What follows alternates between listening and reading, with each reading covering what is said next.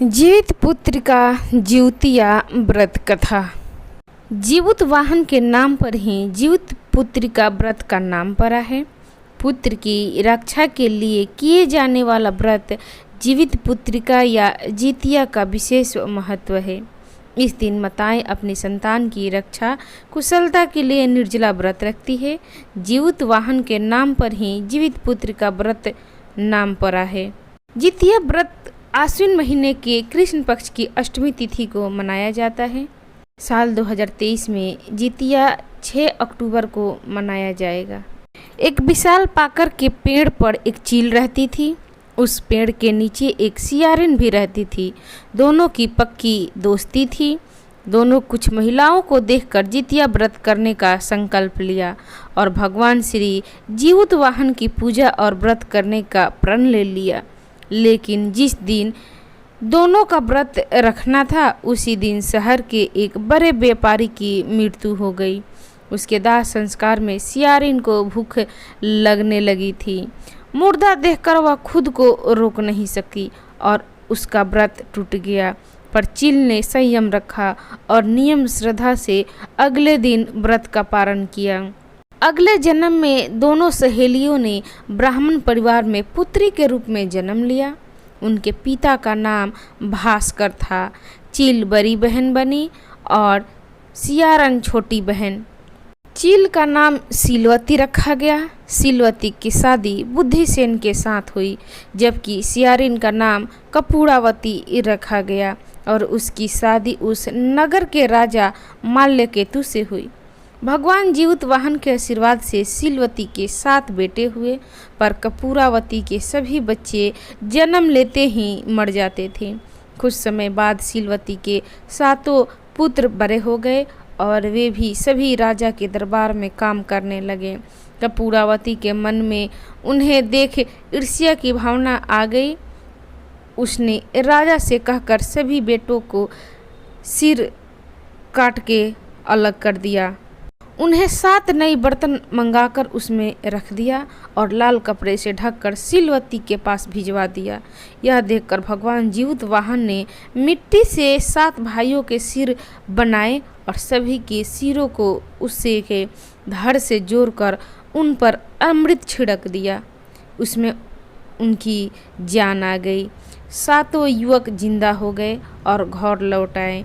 जो कटे सिर रानी ने भेजे थे वे फल बन गए।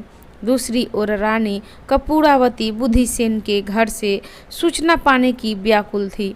जब काफ़ी देर सूचना नहीं आई तो कपूरावती स्वयं बड़ी बहन के घर गई। वहाँ सबको जिंदा देखकर वह सन्न रह गई। जब उसे होश आया तो बहन को उसने सारी बात बताई। अब उसे अपनी गलती का पछतावा हो रहा था। भगवान जीवित वाहन की कृपा से सीलवती को पूर्व जन्म की बातें याद आ गई।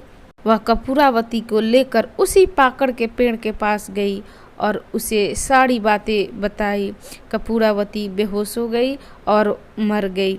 जब राजा की इसकी खबर मिली तो उन्होंने उसी जगह पर जाकर पाकड़ के पेड़ के नीचे कपूरावती का दाह संस्कार कर दिया। जितिया व्रत की दूसरी कहानी। महाभारत युद्ध के बाद अपने पिता की मृत्यु के बाद अश्वत्थामा बहुत ही नाराज था और उसने अंदर के बदले की आग तीव्र थी, जिस कारण उसके पांडवों को शिविर में घुसकर सोए हुए 5 लोगों को पांडव समझकर मार डाला। लेकिन वे सभी द्रौपदी के 5 संतान थी। उसके इस अपराध के कारण उसे अर्जुन ने बंदी बना लिया। उससे दिव्य मणि छीन ली, जिसके फलस्वरूप अश्वत्थामा ने उत्तरा की जन्मी संतान को गर्भ में मारने के लिए ब्रह्मास्त्र का उपयोग किया, जिससे निष्फल करना नामुमकिन था। उत्तरा की संतान का जन्म लेना आवश्यक था, जिस कारण भगवान श्री कृष्ण ने भी अपने सभी पुण्यों का फल उत्तरा की अजन्मी संतान को देकर उसको गर्भ में ही जीवित कर दिया। गर्भ में मरकर जीवित होने के कारण उसका नाम जीवित पुत्रिका पड़ा और आगे जाकर यही तभी से इस व्रत को किया जाता है। तीसरी कहानी। गंधर्व राजकुमार की जीवित वाहन को पिता द्वारा राजगद्दी पर बैठाकर वन की ओर चले गए।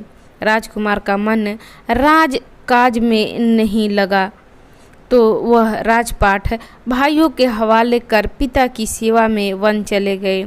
उसी वन में उनका विवाह मल्लवती नामक कन्या से हुआ।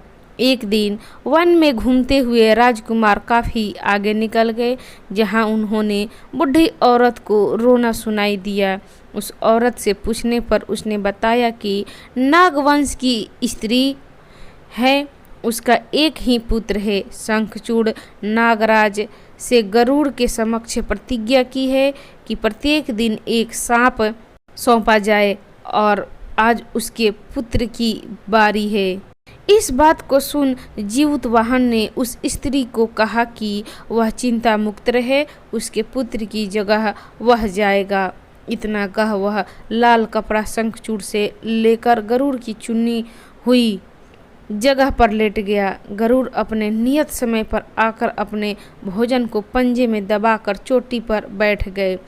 अपने चंगुल में आए प्राणी की आह व आंसू न देख गरुड़ ने उससे उसका परिचय पूछा तो राजकुमार ने सारी बात बता दी। गरुड़ राजकुमार की बहादुरी से प्रसन्न होकर उसे जीवन दान दिया और नाग जाति की बलि न लेने का वचन दिया।